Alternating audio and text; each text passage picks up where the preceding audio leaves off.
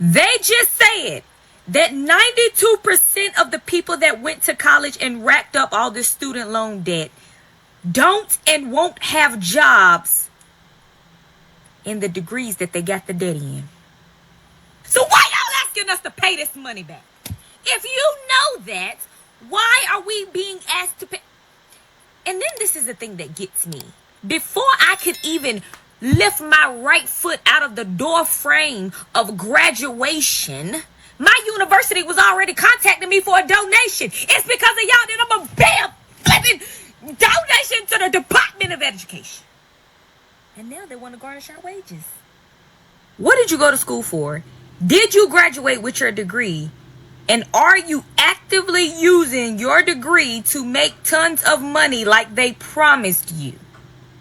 Was it worth going to college? Was it worth racking up all this student loan debt? And even if you did go to college, finish your degree, you walked across the stage and you got your pretty degree, have you finished paying back your student loans? Will you pay back your student loans? 92% can't get jobs, which is crazy.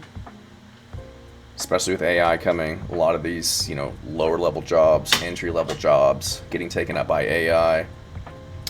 A lot of corporations requiring their current workers to take on more workload as they eliminate these lower level roles. And now you're going to have 92% of graduates coming out of college, no opportunities, no means of surviving, no means of paying back their student loans, and now they're going to get their wages garnished on top of that. So pretty awful situation. College is not always the right choice. Dare I say it's kind of a scam. And I still get emails about donating back to my college. And every time I can't help but think to myself, like, aren't you guys making enough money? Aren't you guys just propped up by the banks? I feel like you guys have enough money coming your way. You don't need me to give you some of mine as well. Let's take a look at some of these comments. Yep, I'm a lawyer.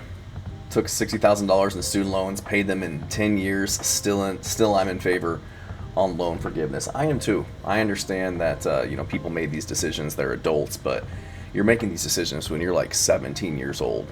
You don't know what's best for you at that time, in my opinion. And honestly, I feel like the student loans, the banking, I feel like it's predatory loans.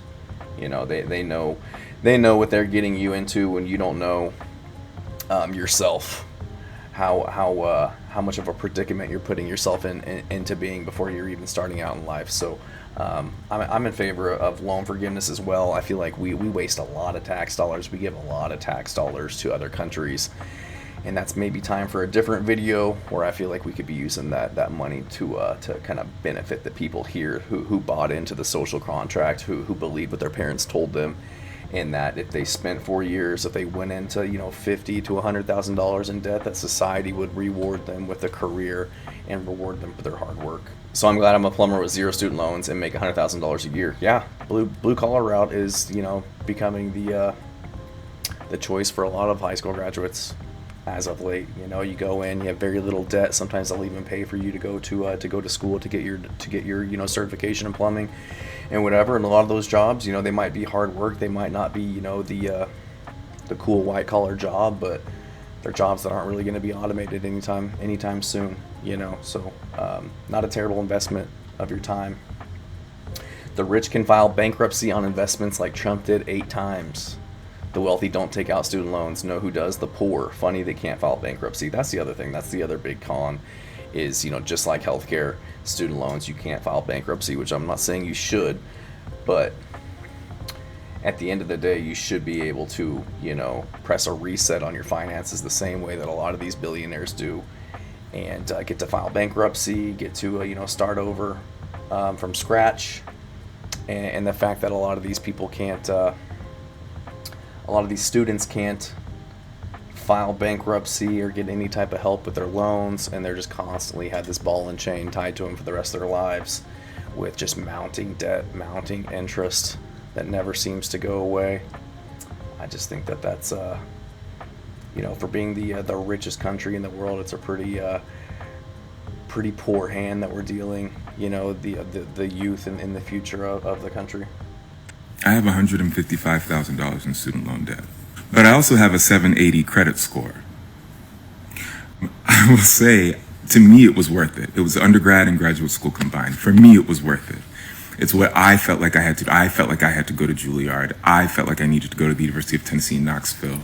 I knew no one was going to be helping me financially, so I had to do what I had to do. Maybe that's why I don't find it to be embarrassing or something to be ashamed of. I pay my bills on time. My bills are paid. And I am so willing to continue to pay $400, $500, $600 a month in order to live the life that I have now. I can say that actually very confidently. I would continue to pay $400 to $600 extra dollars in order to have the life that I live. I'm very grateful. I'd do it again. I wonder what this guy does for a living, going to Juilliard. I think that's a dance school, so it's hard for me to imagine, what type of job he's doing that allows him to pay back those student loans, still have make a living, still pay for a home. You know what I mean? This just kind of goes back to, you really have to think about what's the pros and cons of the degree that you're pursuing, and if it's going to allow you to pay back these loans that you're inevitably going to have once you graduate. We look at some of these comments. I've never thought about student loans debt being almost like a subscription monthly fee for the life that you want. Yeah, I mean, everything's a subscription fee nowadays. Even your mortgage, you never really own your house. You still got to pay home insurance. You still got to pay taxes on it. Car payments. A lot of people treat their cars like a subscription fee, constantly upgrading their cars, never paying it off, always having some type of car note. Anything and everything else. Cable, internet, phone. We never actually really own anything in its entirety. It seems like everything is just kind of the subscription model that's just been kind of normalized over the last few years. Somebody else says, facts, I have $80,000 in student loan debt, and it was worth every penny because I'm the first child in my family to get a graduate degree alongside my niece. She graduates a weekend before me. Again, on a case-by-case basis, if you're a physical therapist or something, a high-paying degree that requires a graduate degree, and you're making decent money to where that monthly student loan payment doesn't hurt as much as it does. This story is going viral for a reason. A college student borrowed about $41,000 for a year of school, and she's going to have to pay back over $118,000. And that's for 1 year of school. After she graduates, assuming she's very lucky and gets a job in the first place, she'll be making $30,000 to $50,000 a year. Nowhere near enough to even pay back the interest on that loan. Her interest alone is going to be $77,000, a 189% increase. She's going to pay back nearly 3 times the original loan. In the video, she points to a 13.5 fixed percent interest rate and calls it asinine, saying she didn't even pay this much for 4 years of college back in the day, let alone 1 now. This isn't a mortgage, a business loan, or an investment property. This is education, something we're all told is 100% necessary to participate in this economy. But for some reason, the interest rates tied to these loans are closer to high-risk lending than public investment. If education is supposed to be the pathway to stability, which it obviously should be, then why is the financing for that education permanently setting people back? This isn't about personal failure. It's about a system that's set up for people to fail, and the way to fix it is by taxing the rich. I think it's a trap, honestly. It's a way to keep everybody bound to work, to keep everybody's heads down working, because God forbid you lose your job, you can't pay back your student loans, you ruin your credit, can't ever buy a house. I think it's a way to keep people in line, keep them showing up to work, keep them constantly stressed, straddled with debt, to where, they can't take any risks. They can't go pursue the job that they love, because then they're not going to be able to make the money to be able to pay back these student loans and to be able to pay back, the credit card debt that they're probably in. God forbid that they get sick going and pursuing their dreams, and now they don't have any health care, and now they're, double screwed because now they have accruing student loan debt and healthcare debt. It's just a recipe for disaster. I feel like it's all about control. And I feel like it's this idea that's pushed upon us from when we were young. And I think what it comes down to is the big banks see us as cash flowing assets. And so we just perpetuate this society of bleeding our citizens dry. as quickly and as long as we can. And it takes me to this comment which says, why do Americans pay so much while other first world countries make higher education free? That's a great question. We are the greatest, richest country in the world, yet we don't have free healthcare. We don't have, proper we don't even have proper like public education growing up. I see stories. I'll do a video about that too, just about how poor, not the teachers, but just the education in general for kids growing up, and their inability to focus. And I think just our public schools are deteriorating, and not getting the funding that they need. And the fact that we have all this money in the world to send overseas to other countries and help them out, to bail Argentina out, billions of dollars, to bail out our farmers with billions of dollars in a self-inflicted wound, yet we can't help out our own children and the future of our country with the education and the process of them trying to better themselves. Is just kind of disgusting, in my opinion. We need to offer free state and community college like we did in the United States before Ronald Reagan. I agree. Even community college can get pretty pricey as well. Why are colleges charging $41,000 a year? Because they can. And people will pay for it because everybody thinks when they go to college they're going to come out making $100,000 and they'll be able to pay it back and it'll all be worth it. You guys are seriously going to bankrupt my boyfriend at this point. Hi, my name is Brooke, and I gave myself 365 days to pay off Joke's on her. He can't file bankruptcy. about $45,000 worth of student loan debt. Today is day 14, and I make micropayments based on the previous day's video engagements so I can pay off my student loans faster so I can go back to school for my doctorate degree. Let's talk about yesterday's video, because holy crap, you guys came through, and actually today's payment's not even very micro at all. So as we know, I pay 2 cents for every engagement I have on the previous day's videos and make the payment to my loan. So for yesterday's video, we got 1,465 likes, 193 comments, 199 shares, 150 saves, and 667 new followers. Thank you for joining me. I'm happy you guys are here to hang out. We're going to wrap back to that 667 followers in just a minute. Total engagements on yesterday's video was 2,665, and now paying 2 cents for every engagement. Today's micropayment is $53.30.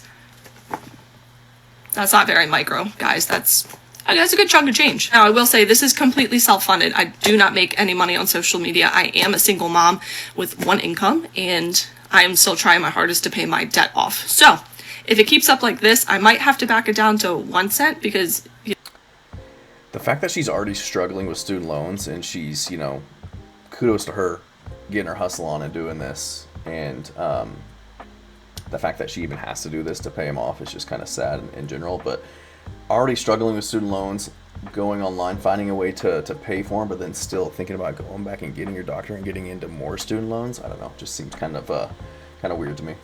Y'all are pulling through. Okay, now back to the 667 followers. My boyfriend challenged me to grow this account as much as I can before New Year's Eve, which is in 5 days. His challenge to me was every new follower I get on this account to help me with this journey, he will make a lump sum payment for $1 for every single follower on this account. As of right now, guys, my follower count doubled yesterday. He is up to $1,300. Wow. I am so thankful for him for pushing me to better myself and to do things that I'm scared to do, and I couldn't do this life without him. But I'm actually kind of scared for his bank account at this point. Today's engagement question is, what are you guys doing? So maybe he is going to have to declare bankruptcy. I thought this was about his student loans. So, well, kudos to that guy if he ends up, coming through and paying for it. So, good on him. The government is about to start garnishing wages for student loan debt. And of course, that's what they're choosing to do now. And isn't it interesting, because they literally just sat there and said that a bunch of degrees that were considered professional are no longer professional degrees. And then after that, now they're going to be garnishing people's wages because of student loan debt. Like, first of all, garnishing wages in this economy, with the way the world currently looks, is actually insane. Like, as if people already aren't having to figure out a situation. It's almost like they see all the inflation, they see the dramatic increase in everything, the tariffs that have caused, inflation. It is a tax. We pay the tax. You look at, the stagnant wages, you look at the layoffs, you look at the amount of bankruptcies that we've had as of late. I think that we're on par with like 2010 right now in the amount of bankruptcies that are being filed. And it's just like, to add insult to injury, we're going to start garnishing your wages up to 15% of your money to get back these, these student loans that you will never be able to pay back. So you will be having your wages garnished into perpetuity for the most part for a lot of these people. Situation in order to just be able to afford to live right now. You know what I mean? And then on top of that, to start garnishing wages as if the government isn't already taking a bunch of money and then doing whatever they want with it and not actually putting it back into our own country. Like, they literally send the money off to other places. That is insane to me. That is insane. And especially just during this time that we're currently in, for them to be like, oh, well, we're now going to start garnishing wages because of student loan debt. That's very calculated and very intentional. And it's actually disgusting, because what do you mean? People already are having an issue just with basic living at this point, because everything costs so much money. And then on top of that, now they're going to start garnishing wages because of student loan debt. I mean, if people said that they were going to pay the loans back, why don't you just let them pay them back eventually? And on top of that, I don't believe that there should even be student loan debt. Someone needs to hack that system and clear out all the debt completely and literally make it so it can never be like traced back. And it can never be brought back. Like, there's no save of the numbers of how much money everyone owes for student loan debts. Like, that's just ridiculous anyway. It genuinely is. And it's kind of diabolical, but it's like, I really think that this government is simply just not for the people. It is just so clear to see. It is diabolical, and they are not for the people. The government hates its citizens at this point. The way that we are treated, we are, taxed to no end. Now you're going to get your wages garnished, and they're going to take $0 of that money and invest it back into this country, back into the infrastructure, back into its people. All that money is going to be funneled to the military industrial complex. It's going to be sent to other countries. It's going to be squandered, and we're all going to be sitting here footing the bill for the most part. Last night I had to log into my student loan account to print out the paperwork to have my taxes done today. So I got to get a glimpse of my student loan balance for the first time in, I don't know, presumably a year. I honestly don't remember knowing what I owed still. Now, for a point of reference, I graduated in 2011. Okay, so I've been making student loan payments for almost 14 years. I actually did the math. It was about 165 monthly student loan payments that I've made so far. Okay, now I went to pharmacy school. I'm a pharmacist. That's a doctorate degree. It took 6 years. I went to a private school, not because I wanted to, but at the time, there were only 6 schools in the state of Pennsylvania with a pharmacy program. 2 of them were state schools, 4 of them were private. Chose the school I chose because they gave me a $12,000 a year academic scholarship for the first 4 years. So I got $48,000 worth of academic scholarship. So that's why I chose that school. So my education, even with the scholarship, cost still like $250,000, roughly. Now, I'm fortunate. My parents paid for a really good chunk of that, over $100,000. I don't remember the exact numbers, honestly, of how it all washed out. But I do know when I got my first student loan bill in the mail, well, I almost shit a brick, but my balance was like right around $125,000. Okay, 165 monthly payments on $125,000. How much do you think I still owe? $78,000. Yeah, I don't know. Math isn't mathing. Now, full disclosure, I did refinance at some point, which is a horrible idea. Like, at the time, it seems like a good idea because the monthly payments are so, like, overwhelming. But in the long run, you're screwing yourself when you refinance a student loan. You just are. So, 165 monthly payments. I never deferred it. I never missed a payment. And I still owe $78,000. And I've been out of school for 14 years. My oldest turns 10 next week. So, realistically, if she decides to go to college, I'm going to be still paying my student loans and likely still owe like $30-some thousand on my student loans when I'm trying to figure out how to pay for her college. And I don't know what the solution is to this whole situation. I don't think loan forgiveness is fair. I don't think taxpayers who didn't go to college should have to have their tax money pay off the student loans for those who did choose to go to college. I don't think that's fair at all. But I do think something needs to be done because universities are charging like obscene tuition. Student loan companies are doing predatory lending to children and setting up people for like a lifetime of debt. Like you're starting out your adult life with like crippling debt. And I don't know what the solution is here, but something isn't working. Somebody says they need to cap the interest. Yeah, they do. You know, if you want kids to take out loans to go to school, they shouldn't have these predatory interest rates. Shouldn't have, 14% interest rate on $100,000. It's just insane, Somebody says pharmacist, graduated 2015, paid off $250,000 in student loans in 8.5 years by living way under my means and prioritizing getting out from under the debt. Not super hard. Oh man, that sounds pretty hard, dude. That sounds pretty hard, paying off $250,000. And I don't think that you should spend the first decade of adulthood living underneath your means and pinching pennies to pay back a student loan debt that in another country you wouldn't even ever have to, go into debt for. And plus you're a pharmacist. You probably came out making half that, probably making $125K starting salary. I don't know what a pharmacist makes 10 years ago, but I can't imagine it's crumbs. I can't imagine it's, pennies. So somebody else says if you can't pay it back, don't borrow it. Yeah, to a degree, but like she's saying, they're taking advantage of 17-year-olds, 18-year-olds who, take out this debt because that's what society says to do. That's what the banks are saying to do. That's what their parents are saying to do because that's what their parents did back in the day, even though, parents back in the day went to college for, a sack of potatoes and a scarf. The cost of tuition has drastically increased relative to income since the boomer generation or, Gen X went to college.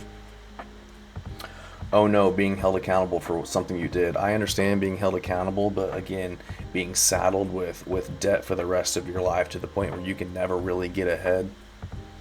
I tend to have empathy for people like that.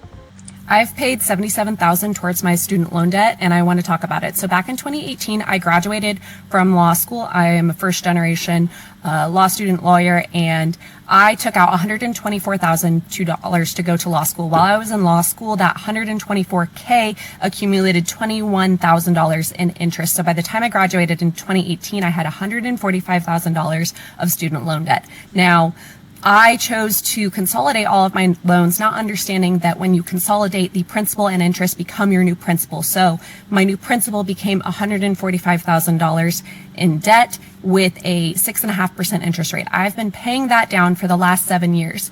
Now, my balance today, December 2025, is $100K in principal and $1,300 in interest. So I owe $101K still today at the end of 2025 after paying for 7 years.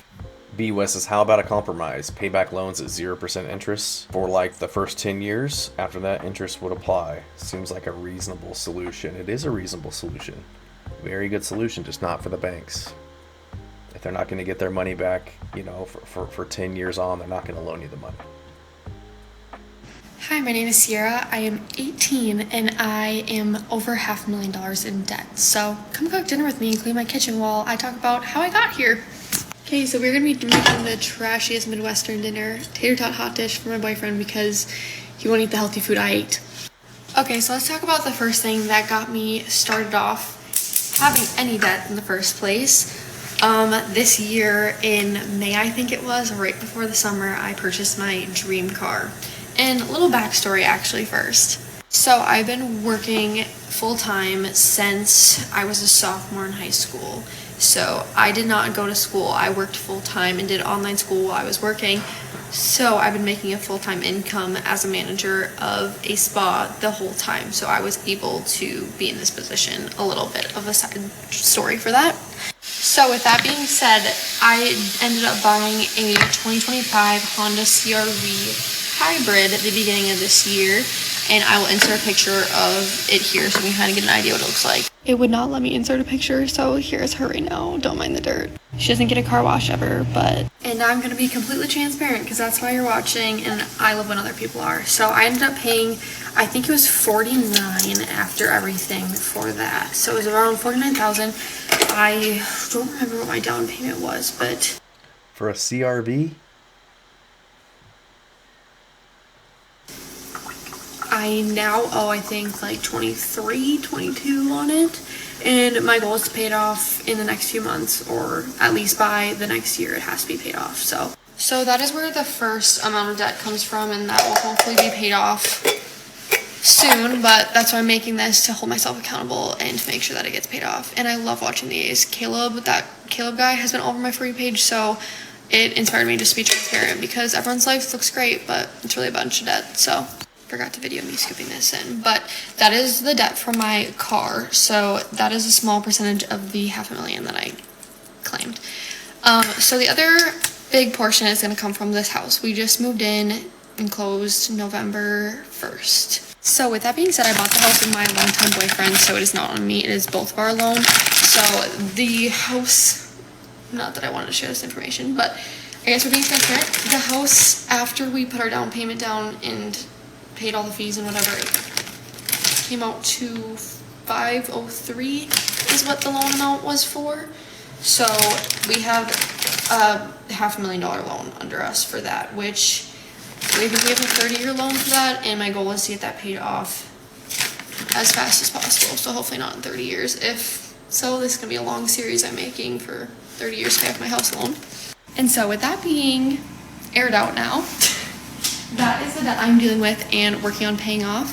I am making a goal to post about it and be transparent about it, because I feel like it's extremely realistic, and it's hard for other people to put themselves in, compare themselves to other people when it's literally all just a bunch of debt. Everyone is just in a ton of debt, and if you're not, congratulations, but the rest of us are.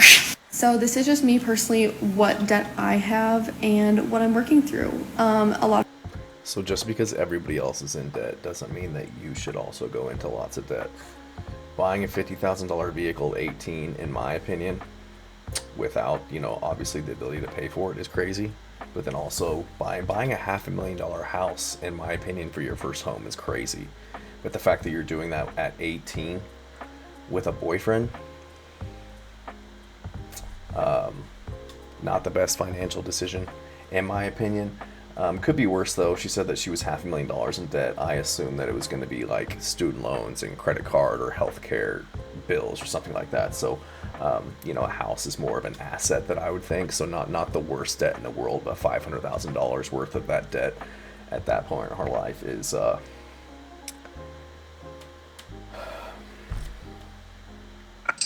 Why do people that have student loan debt feel like they shouldn't have to pay that back? Because many people who took out student loans were too young to know what the F they were signing up for.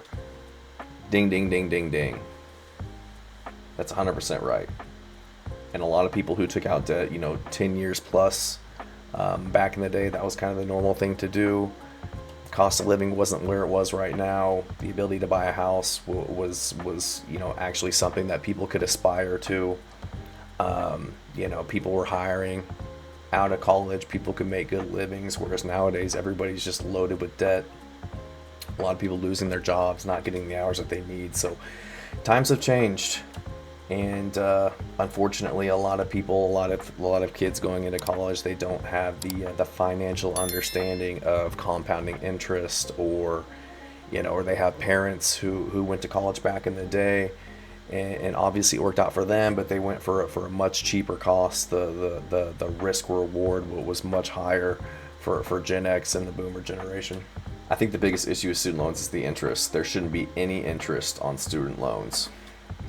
I'll go another one further. I don't think that there should be any loans in general. I feel like university and education is an investment in your country and in your people. And if you're going to have student loans, this should be drastically less than it is. And the interest should be capped. Shouldn't be these predatory interest rates that are constantly taking advantage of people. So as it turns out, the student loans that I've been paying $1,500 a month for for 2 years have a 17% interest rate. So what I thought I've been paying off for all this time, I'm actually, like, I owe more than what I started off with. What the fuck? So, Jeff Bezos, this would be a really cool fucking time to Venmo me, bro. Like, I owe $90,000, and I didn't even spend that much on school. Like, any rich person, please tap. We should tax Jeff Bezos. Maybe we should tax billionaires like we used to, and then we would have the money to subsidize or to at least help out with public education and allowing people to go to college. And like Kourtney Kardashian, like you probably have 8 houses. I'm never gonna be able to buy one because I went to college. I just signed up to be an egg donor. Guess what? Got approved. Who wants my fucking kids? I can't afford them, so start a bidding war. Just fucking take them. What do you want? My left arm too? Like, what the fuck am I supposed to do? I'm gonna be in debt for my whole fucking life. How does that even make sense? I signed up for this shit when I was 17. Like, this should not be legal, bro. I got upset about it at work, and my coworker was like, don't you have, like, a rich relative who can pay that for you? No! My family's poor! Like, no! And the worst fucking part is, bro, look where I am. Like, I can't go in because I can't spend money, but I just want to, like, be here because it makes me feel... It's just so sad. You know, she's going to be in debt for the rest of her life. Can't get out of it. You know, the poor, they have to get these student loans to be able to kind of pull themselves out of poverty, to get these opportunities. That or go into the military.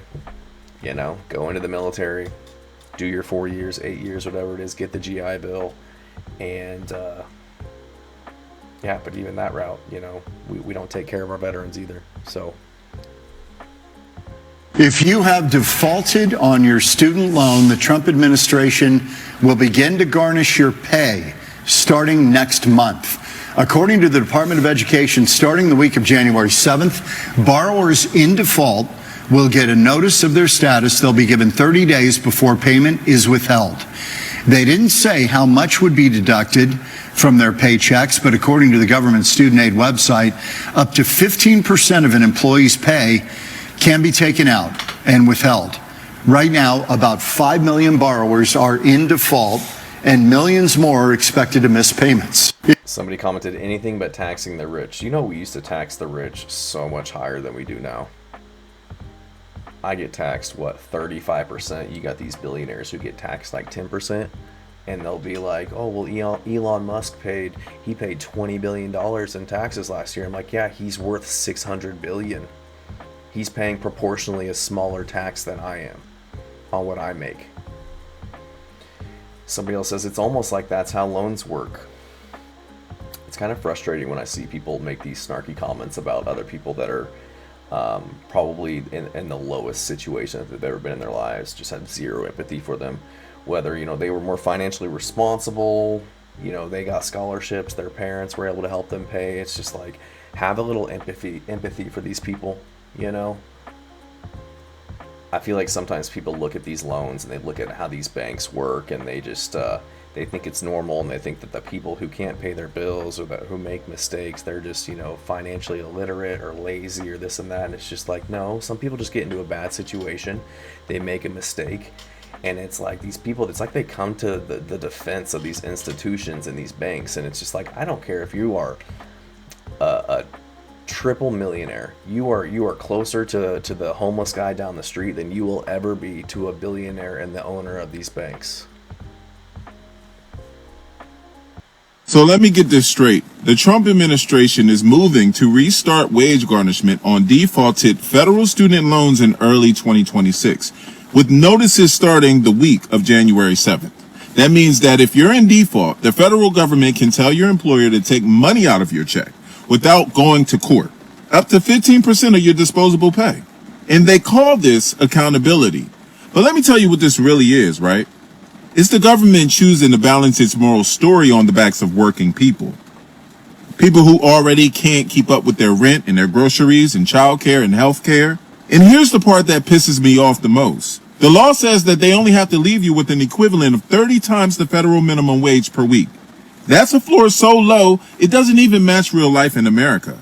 So while the administration brags about strength, did you know the other day, minimum wage right now is like $7.25. They said, you know, all things being equal to maintain the buying power of like back in the 70s, that we'd have to be making like $60 an hour to equate to what the minimum wage could buy back then. And then there was a different study that said that I think the poverty rate right now is like $20,000-$30,000, which is just crazy.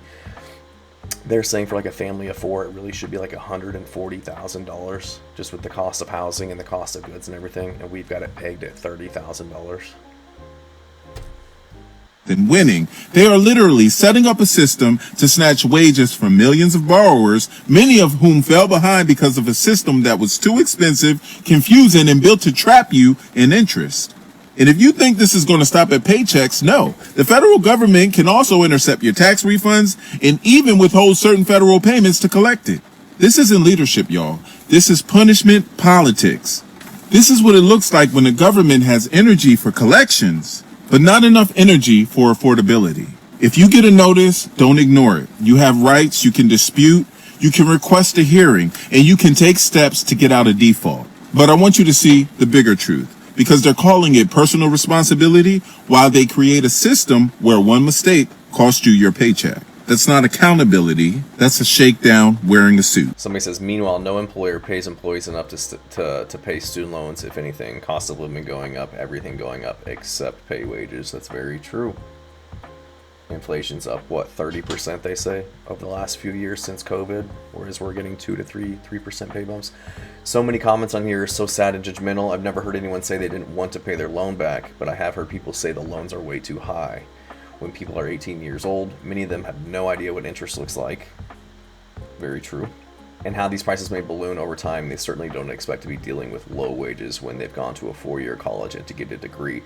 Very true. People think that if I do my time, if I put in the investment, I get a 4-year degree, then I'm going to get some type of professional level job once I graduate that's going to allow me to at least stay ahead of these payments. If you're still here, appreciate you watching. Make sure to like and subscribe. Let me know what you guys think in the comments. If you like what my takes, if you don't like what I'm saying, let me know. Let me know what other ideas you guys have for me to break down, and appreciate you guys watching.